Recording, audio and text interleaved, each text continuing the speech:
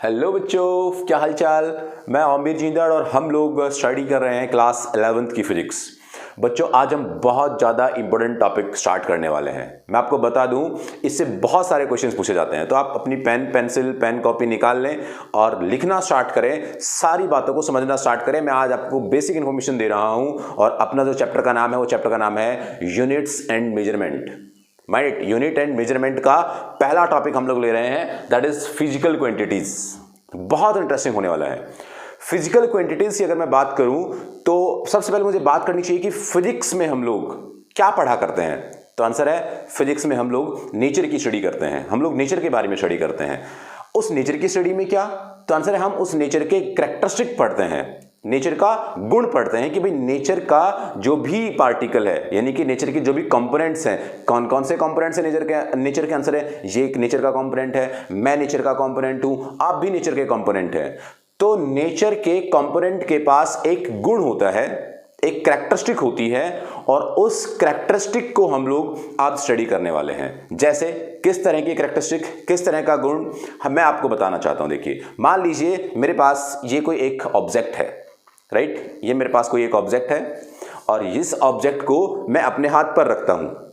तो जैसे ही मैंने इस ऑब्जेक्ट को अपने हाथ पे रखा, इस ऑब्जेक्ट ने मेरे हाथ को नीचे दबाया। ठीक है, दबाया, इसने फोर्स लगाई।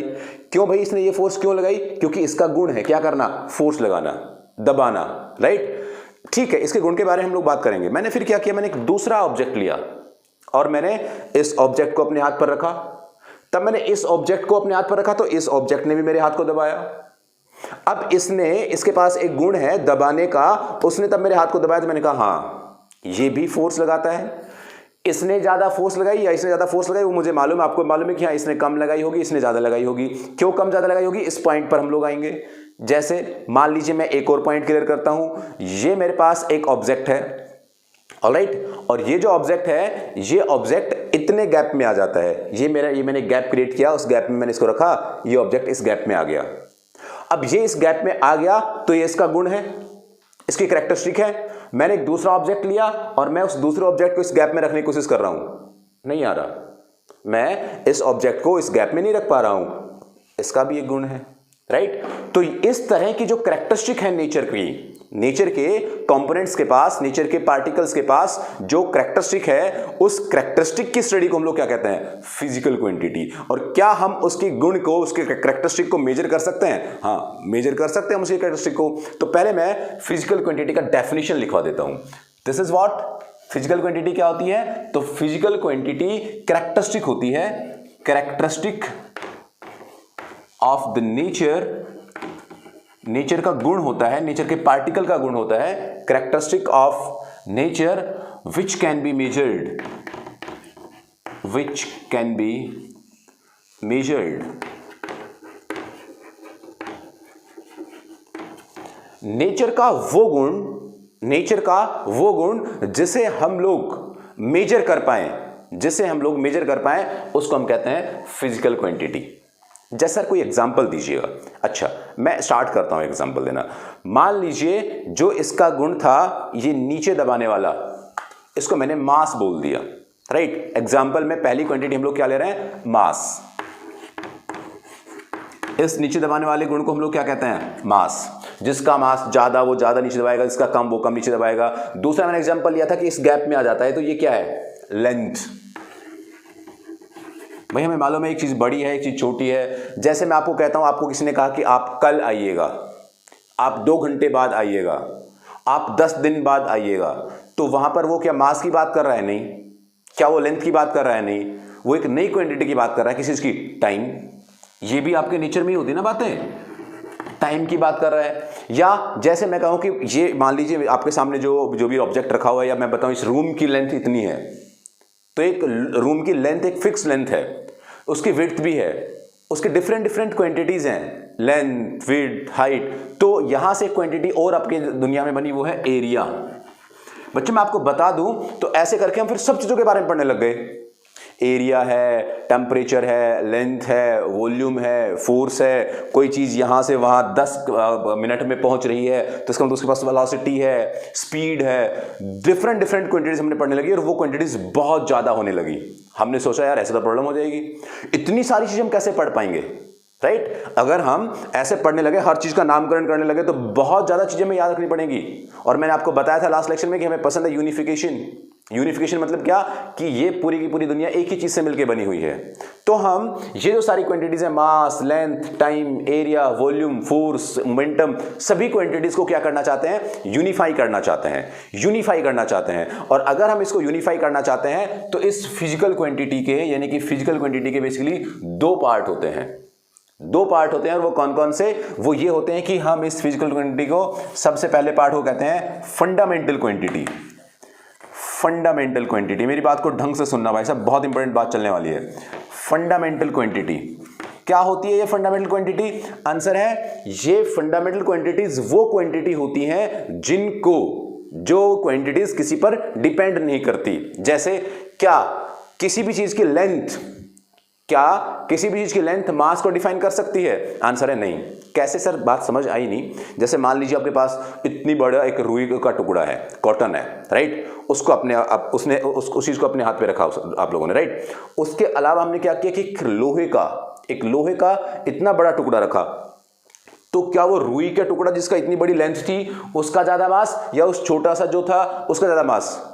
लेंथ उसकी छोटी थी, उस बाट की, उस वेट की लेंथ छोटी थी, लेकिन उस कॉटन की लेंथ बड़ी थी, तो लेंथ इसकी बड़ी, उसका मास ज्यादा क्या? नहीं। यानी कि लेंथ के बेसिस पर हम ये डिसाइड नहीं कर सकते कि किसी का मास कम है या ज्यादा है।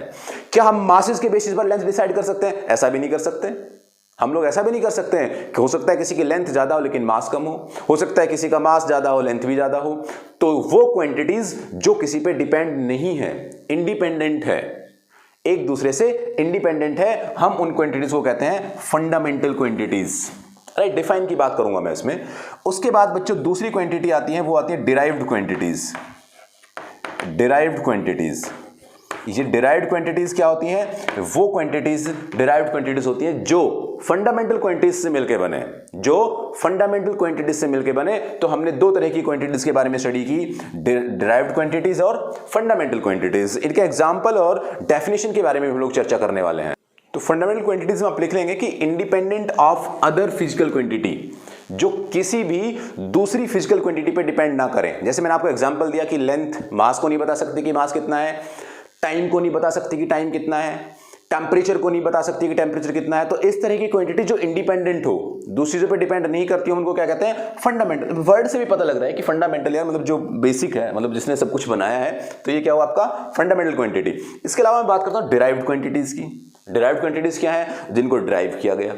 क्लियर कट बात है भाई, based on other physical quantities, जो किसी दूसरी फिजिकल क्वांटिटीज पर बेस्ड है, उसको हम कहते हैं derived quantities. Fundamental and derived quantities. अगर मैं आपसे बात करूं कि जो फंडामेंटल और डिराइव्ड क्वांटिटीज हैं, इनको किस तरीके से समझा जाए और कौन कौन सी क्वांटिटी फंडामेंटल है और कौन कौन सी क्वांटिटी डिराइव्ड है, इसके डिफरेंस को मैं क्रिएट करता हूं। आइए उसको स्टार्ट करते हैं। ये आपने लिख लिया, तब जल्दी से इसे नहीं लिखा जल्दी से लिख ले इसे, या फिर स्क्रीनशॉट ले ले, जल्दी करें, फिर मैं इसको हटाने वाला हूं। चलिए हम इसे हटा देते हैं। ओके, तो बच्चों आप लोग को समझ आ रही होंगी चीज़ें। बहुत ही मज़ेदार और रियलिस्टिक बातें हम लोग फिजिक्स में किया करते हैं, चीज़ों को सीखा करते हैं। अगर ये सब्जेक्ट समझ में आना स्टार्ट हो जाए तो इतना ज़्यादा इंटरेस्टिंग है कि, क्योंकि आप अपने नेचर के बारे में स्टडी करेंगे तो आपको इंटरेस्टिंग होगा ही। तो चलिए आप लोग चीज़ों को लिखते रहिएगा। मैं आपको अब बता देता हूँ कि कौन कौन सी फंडामेंटल क्वांटिटीज़ हैं, फंडामेंटल क्वांटिटीज़ हैं, और कौन कौन सी डिराइव्ड क्वांटिटीज हैं। डिराइव्ड क्वांटिटीज हैं। मजा आने वाला है सीखना, मेरी बात को समझना, फील करना।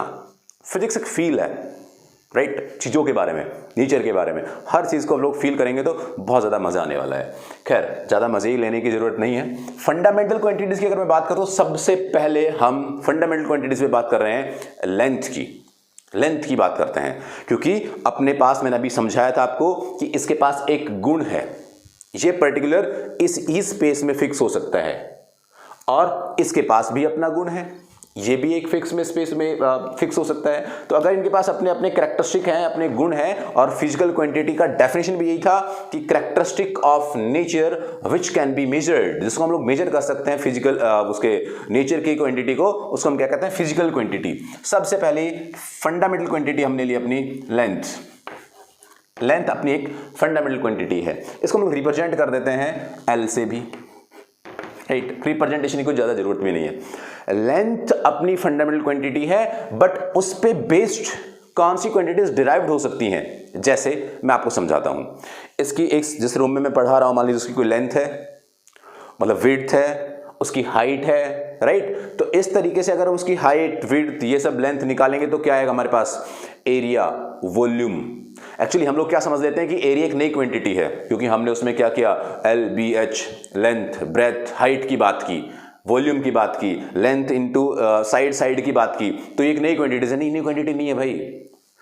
लेंथ क्या है तो लेंथ है ही, ब्रेथ क्या है तो वो भी तो लेंथ है, हाइट क्या है तो वो भी लेंथ है, हर चीज लेंथ ही तो है, बस उसको क्या किया, एक ऑपरेशन लगा दिया मल्टीप्लिकेशन का, राइट। तो फंडामेंटल तो कौन है, लेंथ, और उसे डिराइव क्या किया हमने, डिराइव हमने कर लिया एरिया, डिराइव हमने कर लिया वॉल्यूम,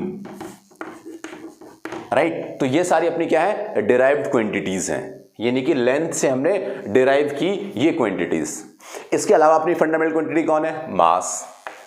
कैसे भाई, मास कैसे फंडामेंटल है, तो आंसर है मास डिपेंड करता ही नहीं किस चीज पे, लेंथ पर। मैंने बताया था एग्जांपल, अगर इतना बड़ा आप कॉटन ले लेंगे, रुई ले लेंगे, उसका वजन, और कोई अगर बहुत हैवी सा पत्थर या फिर मैं कहूँ आपको अपने लोहे का टुकड़ा लिया, उसका वजन, उसका साइज बहुत बड़ा है फिर भी इतना नहीं है, उसका बहुत ज्यादा है। यानी कि मास लेंथ पे डिपेंड नहीं करती। हो सकता है किसी की, आप ऐसा नहीं कह सकते कि इसकी लेंथ ज्यादा है इसका मास ज्यादा होगा, राइट। ऐसा कहना बड़ा मुश्किल है। तो मास भी एक ऐसी कैसी क्वांटिटी है, तो आंसर है मास भी एक फंडामेंटल क्वांटिटी है। और अगर मास भी एक फंडामेंटल क्वांटिटी है, उसकी डिराइव्ड क्वांटिटीज कौन कौन है, तो इसकी डिराइव्ड क्वांटिटी, मास से हम लोग क्या बनाते हैं, ऐसे मैंने रख के देखा था, ऑब्जेक्ट तो क्या लगी थी, फोर्स, तो हम लोग डिराइव कर सकते हैं इससे क्या, फोर्स। हम इसे डिराइव कर सकते हैं मोमेंटम, और बहुत सारी क्वांटिटीज हम आगे पढ़ने वाले हैं। सब की सब किससे डिसाइड होती हैं, मास से। काइनेटिक एनर्जी इवन, वहां पर भी मास आता है। अच्छा बच्चों, लेंथ की बात की हमने, मास की बात की, एक और नई बात करते हैं हम लोग, बात करते हैं नई फंडामेंटल क्वांटिटी की, वो है टाइम। आप 2 दिन बाद आना, इसका लेंथ से क्या रिश्ता नहीं है, मास से कोई रिश्ता है इसका कि अब 2 दिन बाद आना, इससे मास से हमको डिफाइन कर ले, नहीं। ये क्या है, ये लेंथ से भी मास से भी इंडिपेंडेंट क्वांटिटी है, कौन, टाइम। तो यहां पर टाइम क्या हुआ, तो ये टाइम एक फंडामेंटल क्वांटिटी हुई, और इससे रिलेटेड क्या हम क्वांटिटीज बना सकते हैं, हाँ बना सकते हैं हम लोग। वेलोसिटी को हम लोग डिस्टेंस अपॉन टाइम के साथ यूज कर लेते हैं। तो टाइम के कंडीशन अगर हम लोग बात करें, तो यहां पर हम बोल सकते हैं कि भाई साहब वेलोसिटी की टर्म्स में, या किसी भी टर्म्स में जहां पे टाइम इन्वॉल्व होता हो, या फ्रीक्वेंसी की बात कर लें, राइट। तो फ्रीक्वेंसी भी क्या है, वो भी टाइम के साथ रिलेटेड है।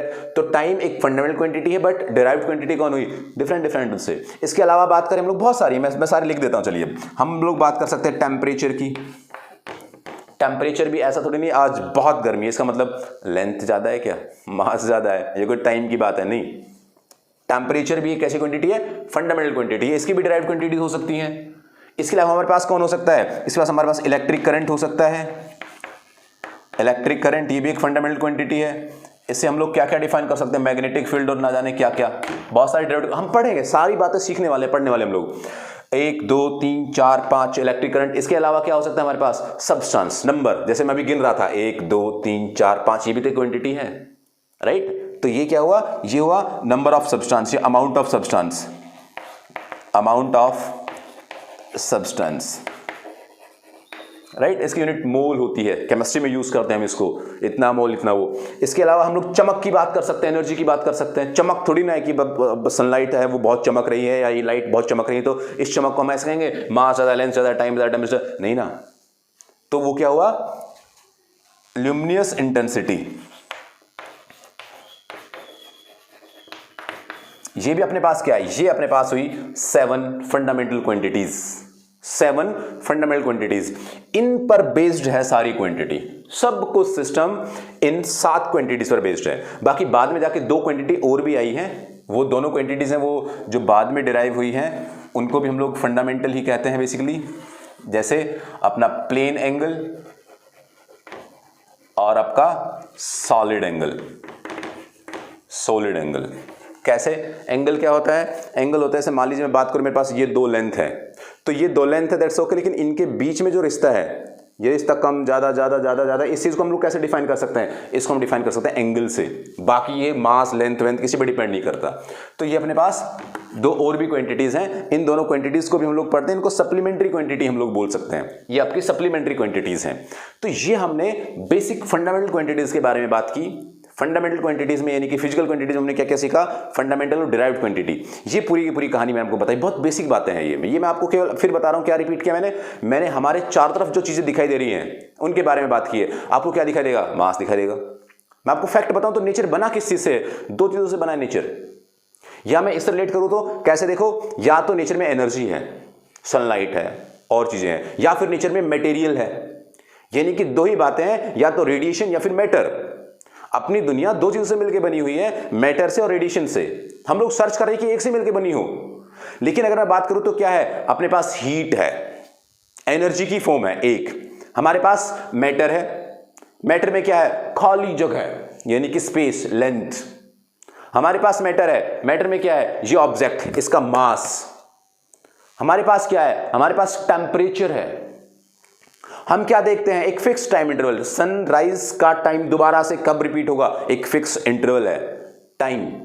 इसी तरीके से हमने इस क्वांटिटीज को डिवाइड किया हुआ है और उसको हम लोग डिस्कस करते हैं, उसको हम पढ़ाई करते हैं। यानी कि मैंने आपको जो आज बातें पढ़ाई वो 100 बातों की एक बात यह है कि आपके चारों तरफ जितनी भी चीजें हैं उन सब को मैंने बताया कि कौन क्या है और कैसे उसको हम लोग डिसाइड करते हैं और उनको हम लोग फंडामेंटल और डिराइव्ड क्वांटिटीज में उनको डिवाइड कर देते हैं। तो ये लेक्चर में आपको केवल फंडामेंटल बातें बताई हैं। नेक्स्ट मैं आपको यूनिट्स के बारे में बात करूंगा। मास तो कितना, लेंथ तो कितनी, कैसे मेजर करें, बहुत इंटरेस्टिंग होगा वो भी। यानी कि ये बातें अगर आप सीख रहे हैं तो आप जरूर 101% क्वेश्चन सॉल्व कर पाएंगे। प्लीज आप लोग जरूर से जरूर जितनी बातें मैं पढ़ा रहा हूं उनको लिखते रहिएगा और उनको ज्यादा से ज्यादा हो सके तो बार बार उनको पढ़ें, सीखें, अपनी बुक खोलें, उस बुक से पढ़ें। राइट, मैं आपको बहुत जल्दी ही नोट्स भी सेंड करूंगा, आपको हम लोग असाइनमेंट्स भी सेंड करेंगे, डिफरेंट चीजें, बहुत सारी बातें मैं आपको प्रोवाइड करूंगा। राइट, और बहुत जल्दी वेबसाइट पे उससे चीजें लॉन्च हो जाएंगी, www.primeinstitute.com पे वो आ जाएंगी सारी की सारी चीजें। खैर, तब तक आप लोग खुश रहिए। हम लोग अगले लेक्चर में मिलते हैं, फिर होगी मुलाकात। चलिए, थैंक यू वेरी मच।